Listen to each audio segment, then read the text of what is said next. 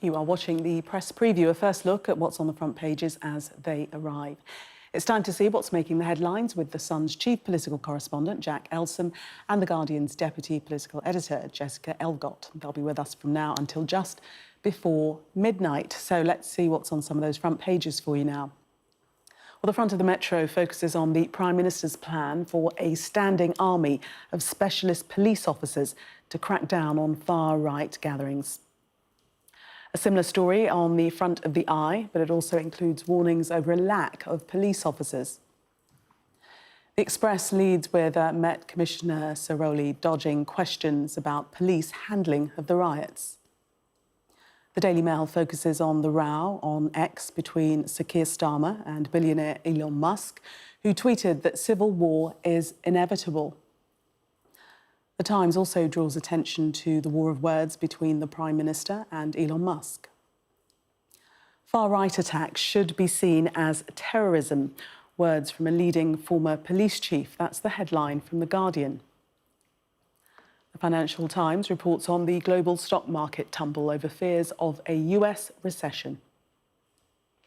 The Sun has an interview with Andrew Flintoff after his return to cricket following a horror crash while filming Top Gear. And a reminder that by scanning the QR code you'll see on screen during the programme, you can check out the front pages of tomorrow's newspapers while you watch us.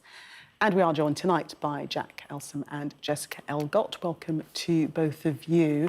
Let's start with the front page of the Metro, and obviously it's going to be the riots that have been taking place, unfolding across the streets of the UK. And today we heard about the Prime Minister's crackdown, Jack. Yeah, so the past few days, the Prime Minister has spent the last few days appealing for calm, obviously in the wake of all of these riots. But today, what is emerging is sort of more flesh in the bones about the actual sort of concrete measures, proactive measures, which the government is taking. And so Keir Starmer emerged from this Cobra meeting, which he held today. And at the heart of this plan is really this standing army, as he put it. So hundreds more specialist riot police deployed to hotspot areas, which we've seen taken over by thugs in the past few days. And obviously the first job of the state is to keep people safe, and heavy police presence in these areas I think will go some way to assuring people that the government hasn't lost control of this at the moment. But also on the other side, in terms of deterrence, is this big scaling up of prison places. So we know 500 more prison places are going to be available over the next few days. These sort of wings of prisons have been fast-tracked, and hopefully as charges and convictions follow for a lot of these rioting thugs, the actual threat of prison and going into cells will hopefully help quell some of this violence. Jessica, do you think it's going to be enough of a deterrent? I think we're already starting to see, and the numbers are still quite small, people going into court and people expressing regret, pleading guilty to various charges. More and more pictures are kind of coming out of people, looking quite embarrassed as they're dragged away by police. And I think that is the sort of thing that will eventually start to seep through into people's consciousness about whether they should, go into a shoe zone and grab a pair of trainers, and whether that might lead to a lengthy prison sentence. But, I mean, of course, we all know about the stretch that there is on prisons, and yes, they're finding these extra places. At the moment, the government's saying that it's not an issue to send people to prison. But we all know that only a few weeks ago, they were saying that the prisons were basically at breaking point. We move on to the Eye. Their headline, UK to deploy standing army of riot police, but officers fear shortages. And only this evening, I don't know if you've seen our pictures from Plymouth, what's been unfolding there, and the Bronze Commander, the chief officer in charge of the tactics at the site in Plymouth, was saying that really they didn't have the resources to police as they should be policing. Yeah, and it almost seems to be a bit of whack-a-mole at the moment. In terms of the broad, numbers of police in the country, they obviously have enough to massively outnumber these rioters. But when they turn up in different parts of the city, they're very well organised, as the Prime Minister has made clear. And it's that immediate response which I think the police are having to grapple with.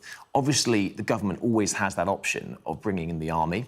They said today that actually they don't believe, or the police don't believe, that is necessary at the moment, although it's always something, obviously, in the periphery. And, over the next few days, and hopefully not, but even weeks, pressure, if the police don't get a grip on this, is going to only grow for that lever to be pulled, I think. And there's always a kind of middle ground option for that you can get the army to do the kind of things that, like guarding Parliament, for example, or guarding sort of sites of special interest, which police officers are currently doing, freeing up frontline officers. That's a kind of middle ground that they could eventually pursue in the coming days if things don't calm down. We've seen nearly 400 people arrested in connection with the unrest, and as you say, perhaps as more of those go through the criminal justice procedure, that might serve as a deterrent. But for the moment, you know, when we look at the pictures, the crowds are very brazen about going up to the officers, being confrontational, throwing missiles. There were fireworks set off in Plymouth this evening, seeing one individual there being taken off, injured. Dogs have been deployed. I mean, it completely is chaos. It is like a war zone. Yeah, and this is the point which the CPS, the government, the police are really trying to stress to these rioters, is that we will find you, and this could ruin your life. You know, you could be in prison for a number of years. It could affect your job opportunities, is what the chief prosecutor said today. You know, kids as young as 14 being arrested. And I think that people need to take a long, hard look at themselves when they do march up to you know, the barrier where riot police are. And, you know, even when you're wearing a balaclava, people being able to be traced and identified, you know. And so I really think that, you know, people need to sort of have a long, hard think before they do that, because, you know, what you think is maybe engaging in a bit of a, you know, sort of mob mentality could spell you quite a hefty prison sentence. Yeah, and people there not even wearing masks, not even bothering to cover their faces. They seem to be very happy to sort of have their faces on camera. Quite extraordinary, really, when you look at those pictures. I mean, the police were actually asking people to remove their masks, but that fell on deaf ears. That was a development today, but they took no notice. But on the point of young people perhaps having their lives ruined by this madness that they might have taken part in, Stephen Parkinson, the Director of Public Prosecutions, he warned that children who get involved in disorder could face lifelong consequences, as you were saying. One of the most striking features of the current outbreak of disorder is that many young people are involved, children as young as 11. This is deeply disturbing. They may face lifelong consequences, conviction and a permanent record of their involvement on the police national database. This can limit their employment options in the future and ability to travel to certain countries. I mean, this is really very serious. Yeah, I mean, we talk about, you know, people on the far right going out and protesting, but a lot of these protests, it seems, is just like bored teenagers in the summer holidays that want a bit of a tear-up and give the police a run-around. You know, potentially they've had drinks and drugs, but, you know, it does seem that at the moment, a lot of them are just, you know, sort of just, you know, delinquent teenagers out and about for a bit of a scrap.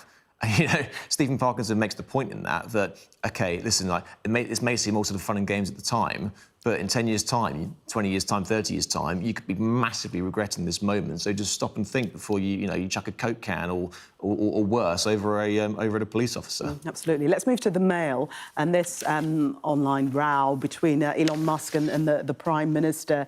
He's been quoted on social media as saying that civil war is inevitable in the UK because of what's going on the streets.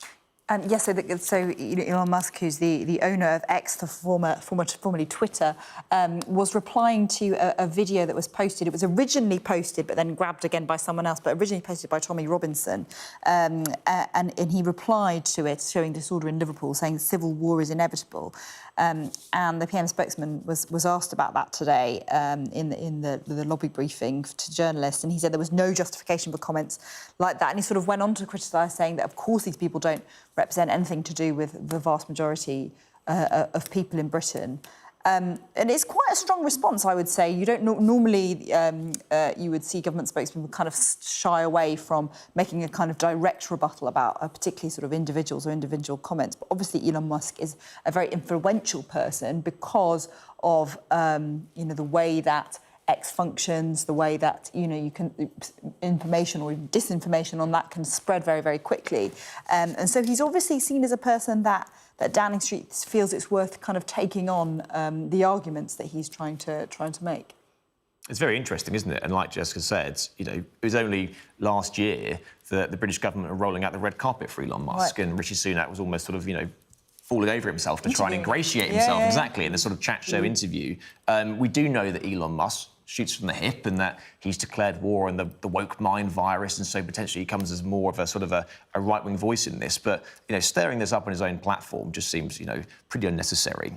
And also, the fact that he's talking about civil war in this country. You know, we're not really known for our revolutions, are we, in Britain? So I don't think, you know, that was incredibly helpful. Let's want to take you now to a statement from Devon and Cornwall Police on the violence that we've seen on the streets of Plymouth this evening. Let's have a listen to that.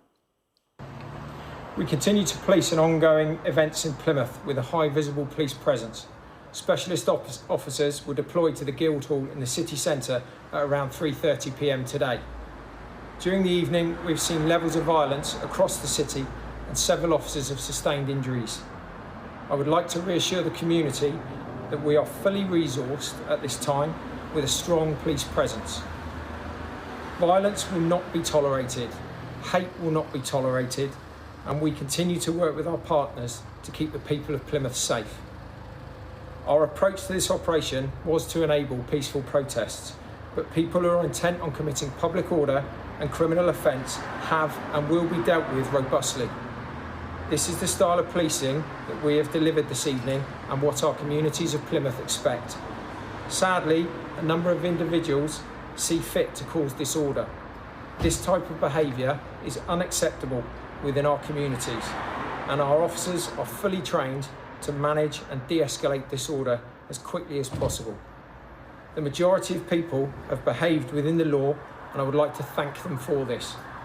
We will continue to take positive action against individuals who commit offences and have carried out arrests for a range of public order offences and assaults. Superintendent Russ Dorr there. Coming up, we'll be talking about Team GB's success at the Olympics today. Do stay with us.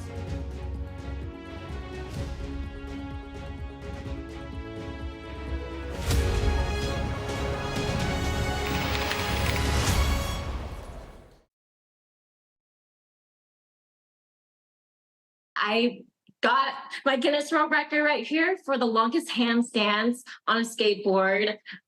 It is just so incredible. To be honest, I just had it in me ever since I was younger, and I have an upper body strength that is so, I mean, every day I walk on my hands or use my hands and arms and upper body, and I just felt like, man, I want to do an attempt to for a record or something. And now here I am, and Guinness World Records came out to me and was just like, hey, would you want to do a record, like any record you want? And I was like, yeah, let me see what I can do. And I'm always up for a challenge and competition. So I kind of managed to do it. I can do it longer, but I feel like this is actually like one of the longest attempts that I have done.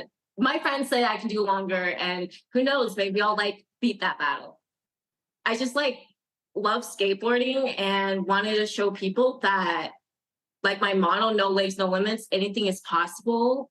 And so with Guinness World Records and creating that reflect and having 19.65 seconds as a female LA3 is incredible. And it shows my motto, no legs, no limits. There's no limits to anything. And I want to encourage other people out there that if you set your mind to whatever you want to do, you can do it. And as long as you get out there and try and do it, you can really do anything, whether you have legs or not. I feel like everyone has their own superpowers, and one of them is helping people, but also motivating others, but also I'm just living my life. I don't care what anyone thinks, and I just thrive on what I love doing. And I just feel like maybe ever since being found on the side of the road as a baby and being raised with nurses and amazing women in my life, and especially my mom, she's an incredible woman, that journey kind of created me to be also a strong, independent woman who I am today. And I feel like it's just me. I always been independently strong. I want people to ask questions, and I would love to tell about my story like I am today and doing now, and inspiring other people to do the same when they feel doubtful or they feel like they can't do much because of their disabilities.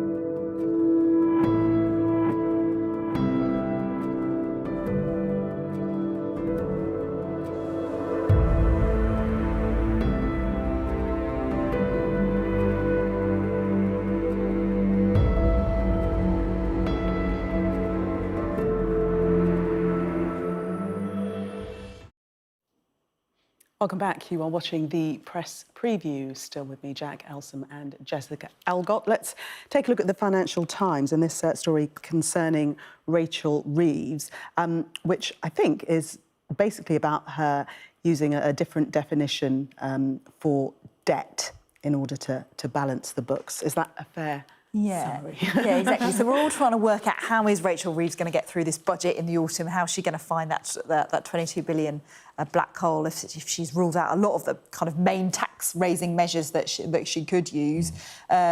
She's obviously not that predisposed to massive spending cuts. So is there a bit of creative accounting that she could be doing? And the Financial Times is floating that to her. And she's on a trip to the US, and she hasn't ruled it out, as we often say when we're trying to say whether something is a possibility or not. And essentially this is about discounting some of the ways that the Bank of England sells bonds, and could you take that out of the way you calculate debt? Might that therefore mean you can meet your fiscal rules, very important fiscal rules that she's stressed a lot, without breaking them, and therefore you can spend a bit more, borrow a bit more? So it could allow the Chancellor to borrow 17 billion more. Yeah. That would certainly help fill the black hole. Massively so. I mean, it's a bit of jiggery-pokery at the end of the day, isn't it? But if it allows... Is that a technical term? I think so, yeah. That's a stupid political encyclopedic term, jiggery-pokery. But in terms of, you know, she's boxed herself in massively. She's in a really tight spot because ever since she committed to these fiscal rules, actually, you know, first proposed by Jeremy Hunt, it means her ability to borrow is almost nothing. And so when you're looking at trying to recoup the money for that black hole, this is obviously going to go some way to doing it. We obviously expect some sort of tax rises as well. I think she's basically all but confirmed that. But she's ruled out the three main revenue raises of VAT, national insurance and income tax. And so she's going to be scrambling around for any kind of other way she can bring money into the exchequer, whether that's inheritance tax or some sort of capital gains tax. You know, it's all going to come to a head on October 30th. Jessica, also on the front page of the Financial Times, global stock markets fall sharply. Markets certainly spooked today. Yes, and this seems to be fuelled by sort of two main things, which has been a quite unexpected jump in the unemployment rate in the US, and also that the US Federal Reserve decided to sort of stick as it was with interest rates and not cut them. I think the markets were perhaps expecting a cut, and this JP Morgan here, representative, calling it a market tantrum. And saying that this is basically the market trying to push the Fed into making a different decision. So potentially that could fuel a recession. I think there were some people saying there's a chance of it pushing what had been going great guns, actually, the US economy into recession. Hadn't it? I mean, it's actually going gangbusters under Joe Biden, and now he's handed the reins over to Kamala Harris. You know, it could just tip into recession. Well, Donald Trump's already having a field day with this, dining out, and it's saying prosperity with Trump, or you know, Kamala crash and the greatest depression in 100 years or so. In terms of the FTSE as well today, I think £40 billion was wiped off the FTSE companies in today's trading. Yeah, when the US sneezes, then everywhere else catches the cold. Exactly. Should we do a bit of Olympics? Definitely. We've had a good day. Who wants to take us into this? Well, I basically had the entire day off, so I spent the entire day on my sofa, glued to the television screen. I just managed to watch Keely Hodgkinson as we were coming win, in. exactly, as we were coming in. I was watching it on the car on the way here. Absolutely fantastic. She's basically only got silver medals, I think, throughout her entire career, and she was just, like, so desperate to get a gold in the 800 metres final today, and she finally did it, and she did it by a pretty convincing win as well, so everyone was smiles for that. Yeah, she was tipped to... She was tipped to win, Take exactly. away. But, you know, it's never easy, is it? It's never easy. It was great to see additional pressure. I couldn't do it. Streak ahead, like in those final few moments. She just really sort of opened up space, and it was, and the look on her face was pure joy. It was fantastic to watch. You can say pure gold there. Pure gold. That was your cue. Jack and Jessica, thank you so much for picking through the papers. We shall see you in the 11 o'clock hour. In the meantime, let's take a look at the weather for you now. Well, the next couple of days will bring blustery showers concentrated in the north and west before more general rain moves in for Thursday. There'll be a mostly fine, warm and humid start tomorrow, but there'll be a few showers in the far west and some patchy rain from around the Solent up to Yorkshire. That will clear into East Anglia and South East England this morning, leaving central Britain mostly fine, but a scattering of blustery showers will spread across the west. Western Scotland, Northern Ireland and Ireland look most at risk. It'll be cooler and fresher for most. The southeast will brighten during the afternoon, but there'll be further showers over northern and western parts, concentrated in the northwest and heavy on the hills there. Northwest Scotland can expect more general heavy rain overnight. Coming up next on Sky News at 11, we'll have the very latest on the riots in parts of England, including Plymouth tonight, where crowds are still gathering. Do stay with us for more.